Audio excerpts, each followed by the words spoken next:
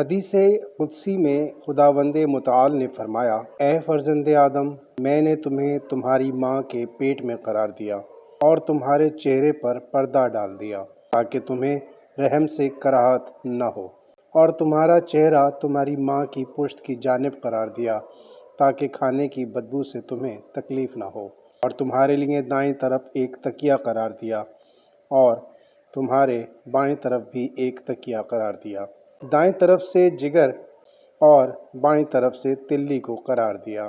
میں نے تجھے تمہاری ماں کے شکم میں قیام وقود سکھایا، کیا میرے علاوہ کوئی اور اس پر قدرت رکھتا ہے؟ جب تمہاری مدت پوری ہو گئی اور میں نے ارحام کے فرشتے کو وحی کی کہ وہ تمہیں باہر نکالے، تو اس نے تمہیں اپنے پر کی ایک پنکھڑی پر بٹھا کر باہر نکالا۔ نہ تمہارے پاس چبانے کے لیے دانت تھے اور نہ بچاؤ کے قابل ہاتھ اور نہ کوشش کرنے کے لیے قدم۔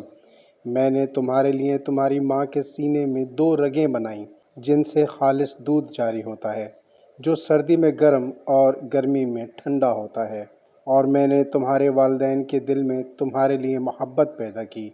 وہ کھاتے نہیں یہاں تک کہ تم کھا لو، اور وہ سوتے نہیں یہاں تک کہ تم سو جاؤ۔ جب تمہاری پشت مضبوط ہو گئی، تمہاری کمر میں طاقت آ گئی، تم نے تنہائیوں میں گناہوں کے ذریعے میرا مقابلہ کرنا شروع کر دیا اور تجھے مجھ سے شرم نہ آئی۔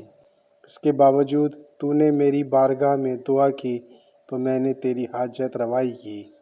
تو نے دست سوال بڑھایا تو میں نے تجھے عطا کیا، اور اگر توبہ کی تو میں نے اسے قبول کیا۔